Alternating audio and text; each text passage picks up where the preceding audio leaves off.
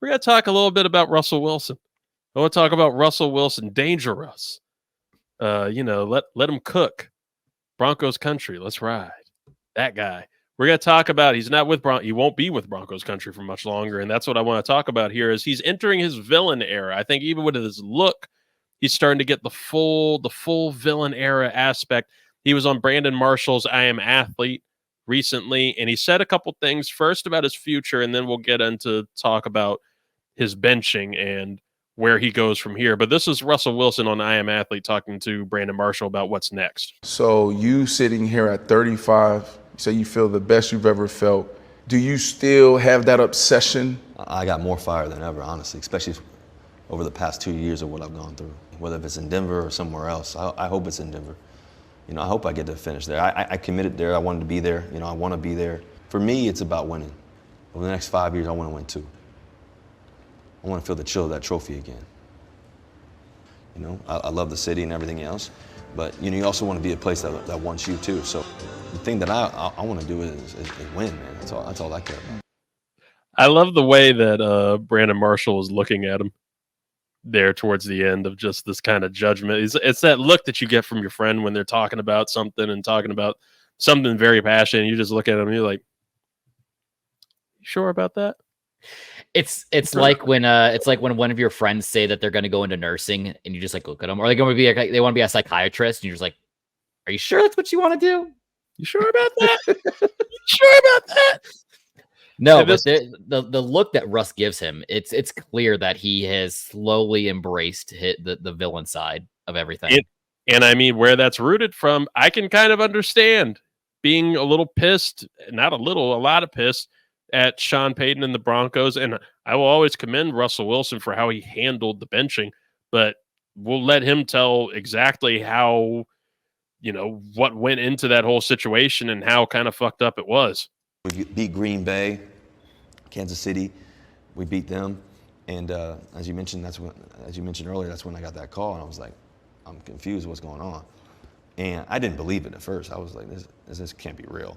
And I got that call that, hey, we're going to bench you for the next 9 games if you don't change your injury guarantee. So for me, but be clear here, it's not, they don't want to bench you because of play. They're saying they're benching you because they want you to take out the injury guarantee. Yeah, they want to push back my injury guarantee and remove it for that rest of the year, so that way if I get injured, that they don't have to pay it. But that's why as a player, it doesn't even make sense to do that, because you think of those Alex Smith moments, and then hell, you can even go back to college, like Willis McGahee, I believe it was, at the U. One of his last games going into NFL, he tears everything in, or maybe it's Frank Gore, everything in their knee. I didn't want to set a precedent for players to remove their injury guarantees too as well, and so it was no way I was going to do that. And so when they said that we're going to bench you, I said, all right, that's what you want to do. Bro, that's like extortion. Like, you got the NFLPA involved, attorneys involved, like obviously. Well, I didn't want to, but then they kept saying it all the way throughout the week. So then, my agent talked to the NFLPA. The NFLPA called me to ask, and then they talked to the NFL. The NFL was like, this is illegal. You can't do this. And so then, all the way throughout Saturday. So I was just like sitting here. I didn't know if I was going to play the following week. We had Monday Night Football against the Buffalo Bills the following week. So I'm like, am I going to play? Am I not? So you got Russell Wilson in his camp, and then you got the Denver Broncos. Everybody looking at each other. Who's going to make the first move? You going to sign? You going to take it? No, I wasn't going to do it. You wasn't going to blink? No shot. I ain't doing that. I ain't taking my injury guarantee away. So now I'm sitting there like, okay, well, we'll see what happens. So then the whole week, and I get back on Monday. I still don't know necessarily what's going to happen. And on that Monday, that's when I meet with Sean. And Sean's like, hey, don't forget like nothing happened. You're going to play this week against Buffalo. We got a big game against Buffalo. You got to go win on Monday Night Football. And I'm like, all right. So, yeah, it's pretty fucked up. It's pretty insane what happened there. And I remember just during the season, like it just seemed like Sean Payton hated him. The way that he would scream at him during, just the slightest mess ups. Even though this was a improved season by Russell Wilson. He looked a lot better. He played more of the game manager type that he should have been playing. The skill set is arm has gone down a little bit. The mobility has gone down a little bit, but that comes with age. He started playing the way that you need him to play. I don't know what Peyton really wanted from him, except for the fact that he didn't want him and he wanted to try and kind of run him out of the place. But Russell is a business guy, a very, very strong-minded business guy. He wasn't going to play that game. He was going to get his money. Now you have the report that once he's released, he will happily sign the veteran minimum, which is like 1.4 million for quarterbacks, something like that. It's very low. I think it's probably honestly lower than 1.4 million, but he will sign for the veteran minimum with whatever team that wants to sign him to be a starter, and just continue to get paid the, I think, 38 million that Denver is going to owe him this season for cutting him. They will still have to pay that off, so he can go to whatever team. So Scott, I'll ask you: are you embracing Russell Wilson's villain era too? The return of Mr. Unlimited. His name's Mr. Unlimited. Yeah, you gotta be unlimited. You gotta have a thought process of being unlimited. Mr. Unlimited is back. And what team should take a shot on him? Anyway. I am actually so I've never been one who's been like a huge fan of Russell Wilson. There's always been something kind of rubbing me the wrong way, even when it's time in college, both at NC State and at Wisconsin. But there's something commendable in the way he kind of handled the situation. It was clear that Denver wanted to move on from him. They're like Brandon Marshall said, there's almost kind of extortion at the end of the day. Like, well, we're not gonna keep playing you unless you waive your injury clause. No, I'm going to protect myself because God forbid I sign off on that and I go out there, I have some gruesome, career-ending injury or something along those lines, and then I'm just up the creek without a paddle. So he definitely. That's when I constantly say, when a player can get that bag or they can get that paycheck, go after the money because your careers are super short, especially at that level, that position as well as a quarterback. So don't let that safety net go. As far as teams that I feel that should make a stretch for him, I actually have 3 for you, Reid, and I want to get your thoughts on these. The third one, I'm going to roll the third one out because this is probably the least likely thing to happen, but it would be very funny if it were to happen. The Seattle Seahawks. Pete Carroll's gone. I've thought about that one. I've thought about that one. I'm just very interested to know what the dynamic is between him and the GM, I believe, is Jeff Snyder. He's been there forever. John Schneider. Yeah, I'd be interested to know what their relationship is going to be, because they're definitely a quarterback needy team at this stage. But going back to what he said, he wants to play for another 5 years, and of those 5 years, he wants to win 2 more rings. So he has to land at a team that has the talent around him, and it really boils down to 2. The Minnesota Vikings have a really great team around them, but I think the team that makes the most sense, looking at big picture, they got a great team. It seems like their culture is really on the upswing. They have a really big market. Oh, and by the way, they can actually play one of his former teams twice in a year, and that's the Las Vegas Raiders. Ooh. I think I like the Raiders. Yeah, I think if the Raiders were to pick him up, because he doesn't give me the vibe of being really a big mentor to young quarterbacks. I don't know what it is. He just doesn't seem like he wants to be that role. He wants to be the number one guy. It's clear as day that's the case. And you have a team like the Raiders with Devontae Adams. You bring back Josh Jacobs. You got Max Crosby on the other side. Antonio Pierce. It looks like the players are completely bought into his regime at this point in Vegas. I think if they were to land him, especially in the AFC West, where the Chargers are shitting the bed left and right, the Chiefs are kind of petering out. The only thing good going for them is their head coach, which, Reid, I don't know if you saw the recent rankings that players had for teams. That was very wild to have the Chiefs owner dead last and head coach right up there. I was like, okay, maybe that's the formula. Right. And it's just like, and then you have the Broncos sitting there. So like, if you can go in and play the Broncos twice a year and really stick it to them, I think that would be really good for Russ to land in. To me, I think of those options, I like Minnesota the most. I think Minnesota would be the best one for him and probably for the team, for the Vikings in general. It's going to be really hard to trade up and get a quarterback that's going to immediately help them if they lose Cousins. And I think Atlanta, Vegas, they're a little more hungry to trade up and get a quarterback if Washington and New England, if one of them trades out or both of them. So I think Minnesota kind of is like the odd team out. Russell would probably be the perfect like Band-Aid there that will keep Justin Jefferson happy, that will keep Jordan Addison happy. They can kind of keep an offense moving. The O-line's pretty good there. Shouldn't have really too many complaints from him for that team. So yeah, I like Minnesota. I like Minnesota the most, but Vegas isn't a bad option. And like I was telling you before the show, if you go off of Madden for me, which my Madden franchises have predicted a lot, they have Russell Wilson going to the Patriots and being a MVP candidate front runner and throwing for 45 touchdowns by like a 9-5 record. So I don't know. I don't know. Well, look, a quarterback, veteran, he's still out in free agency, really. He hasn't actually retired. You can get him if you need him. Former Patriot quarterback here. Not Tom Brady. Cam Newton. Cam Newton was making headlines the other day. I don't know if you've got anything for him. We've talked plenty about Cam in the past, but I want to analyze something before it goes out of the news waves. And that was a fight he had at a all-star, I guess, some type of fundraising little game for kids, which is the best part. This was for kids. And this is where a fight broke out. Some dudes who I don't even care to learn where they're from or who they are, because that feels like the attention that they want here. They were social media people. They jumped Cam Newton and tried to pick a fight with him. And I will ask you three questions that you can choose from here, or three answers you can choose from. What was more? Was it more impressive the way that Cam won this fight?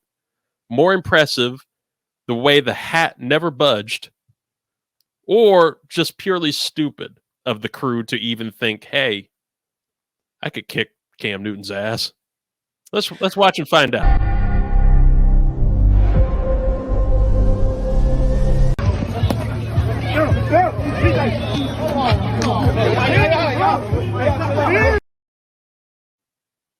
I mean, the hat from that top angle just never moved.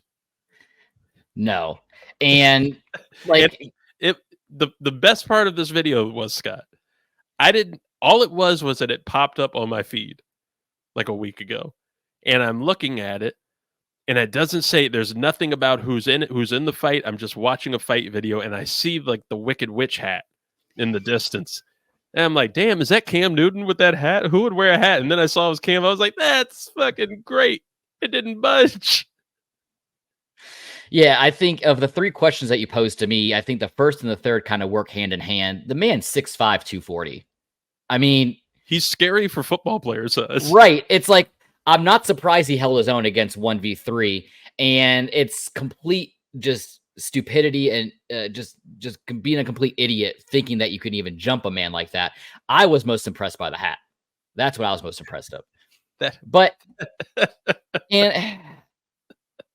and the thing that really gets me, and it really, whenever you see videos of this, like, surface, and you hear, it's not even just at, it is a youth football camp. It's supposed to be something you're supposed to be there for the kids. So for them to come out and do this is completely asinine.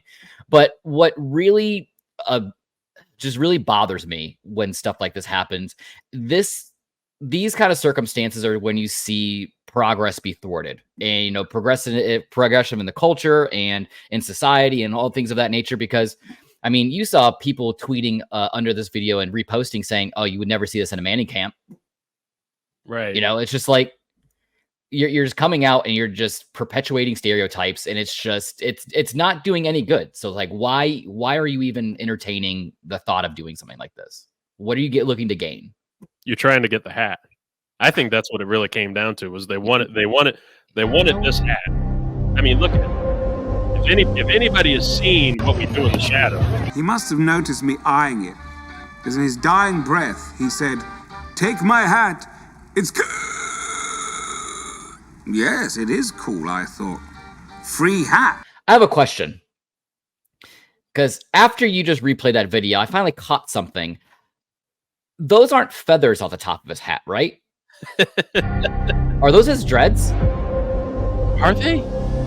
Oh, wait a minute. So he had. Ooh. That might be his hair coming through the hat. That's even more impressive it stayed on. We need to do some actual journalism here and investigate what this hat was. I'm already on Google. Don't worry. All right. You get that going. We'll keep moving to the next. As an avid hat wearer myself, I can appreciate a good hat. So if we could find Cam Newton's hats and wear them for the panel, whatever brand hat that he was wearing, they need to take advantage of that as a marketing ploy. Oh my God. Put that in an action movie. Like John Wick wearing one of those feathered hats. Look, Cam Newton was a combine legend, NFL combine legend, somebody who put up fantastic stats. NFL combine should be just about wound up by the time we're finishing recording here.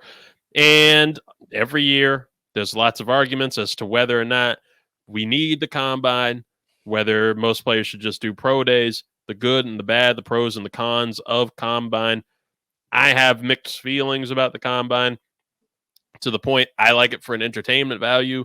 I like it to learn more about some of these players and see them actually doing the things, because you don't see that as a fan with pro days and visits. But at the same time, it also feels to me kind of like almost like a modern day slave block in like an auction where you have these dudes, a lot of them black, shirtless, and you're measuring them, you're checking them up and down. You're having, hey, let's see how high that one can jump.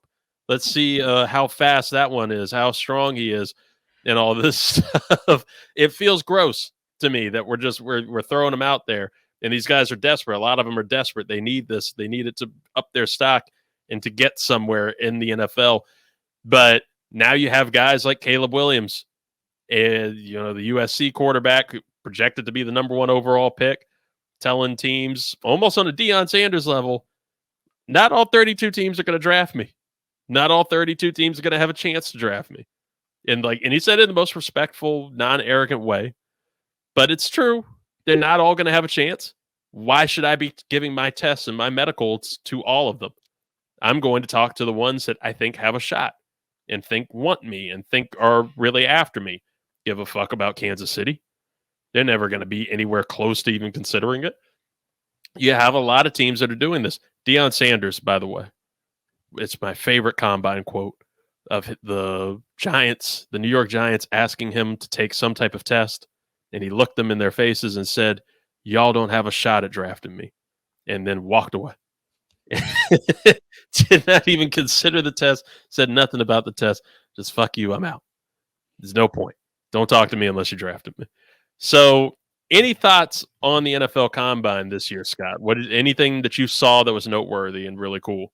Yeah, to play off what you just said, I did see something that was noteworthy, and that was Xavier Worthy running a 4.21 in his 40. That's crazy. That is just wild. And it's not even just him, but just like the cornerback that we kind of talked about briefly when we did the way super duper too early mock draft for the NFL. Quinyon Mitchell, the cornerback out of Toledo, he ran a 4.3 and he lit up the stage across the board. I think if you even outside of those position groups of wide receiver and cornerback, I mean, you had some of these DNs and these edge rushers running 4.4s and 4.5s. So I think just the sheer athleticism that these kids are coming out of college with going into the NFL is insane. It really does show how much parity there really is in not only college football, but what's eventually going to start transitioning over to the NFL. Right. What about quarterbacks? Any interesting stuff from there? Because we saw a lot of the top quarterbacks, Caleb Williams, Jaden Daniels, they didn't really want to throw. They didn't want to participate in a lot of stuff. And you can't really blame them after, some issues that occurred with CJ Stroud last year with quarterbacks of the past in terms of their testing and things that kind of throw them off. Anything interesting from any of the other quarterbacks that performed? I heard Bo Nix had a pretty good combine. Yeah, Bo Nix had a really great combine. JJ McCarthy really showed out. I think a lot of pundits were saying that you could see JJ McCarthy get off on the top 5 in the draft. I think that's what's kind of been linked, which is wild. I think, and kind of going back to what you said, I mean, 2 things. One, when you had 4 out of the 14 quarterbacks there run a 40-yard dash.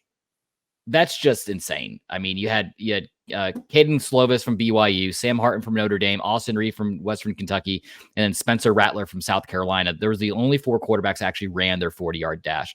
This brings up a whole different issue between this and some quarterbacks refusing to throw. Like you said, Caleb Williams kind of refusing to do a lot of things because he knows he's going to get off the board in the top 2 picks anyways. Yep. I always have felt, and this year it's more pronounced than others, that if you are being invited to arguably the biggest recruiting stage for the NFL in the NFL Combine, if you're being invited in there, there needs to be some sort of clause stating that you need to participate in all of the events, because that's the reason you're there. You're taking up a slot from some other kid who's, more hungry than you, who doesn't have as much game film as you do on tape, who would take advantage of this opportunity in a heartbeat. So for you to go out there and not participate in all the events like you should be obligated to is just disgusting to me. Yes, I understand that they need to protect their bodies because who knows, they could go out there 40 and completely shred their ACL. I understand the threat is there. But my thing is, if you're already projected to go number 1, why are you even going? Like, why are you even there? It's an excellent point. Like, I guess it's just for the interviews. It's a big just job interview in general. But it's that threat, I guess, of also embarrassing yourself too. Could that be part of it? That could be. I mean, especially like you don't want your draft stock to plummet because you have a bad showing out there, which happens more times than, people really realize. That you can lose some draft position. But I mean, you had kids like Braden Fisk from Florida State ran a 4.7, and he's a massive man. He goes out there, runs under 4.8 in his 40 and had a really great showing overall as a defensive tackle, which it seems like every NFL team is in need of somebody on the defensive line, which is great for him. But then you have situations like Jordan Travis. He had that really gruesome, season-ending injury at Florida State, and this was the first time he actually really suited up and was competing with everyone else. And it was really great to see him come back from this. But that's just going to help. It's just going to help him out from here on out. That's really the biggest concern, is just his injury and his recovery at this point. But yeah, I think embarrassment is probably one of the biggest reasons why some of these kids don't want to go out there. I think it's no surprise that Malik Neighbors graded the highest out of all the positions overall. Who is looking like the number 1 receiver right now? Is it still Marvin Harrison Jr.?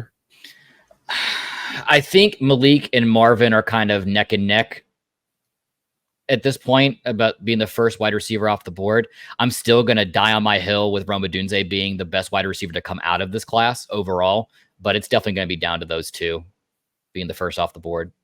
All right. We're going to find out. NFL. Oh, man, it's getting exciting.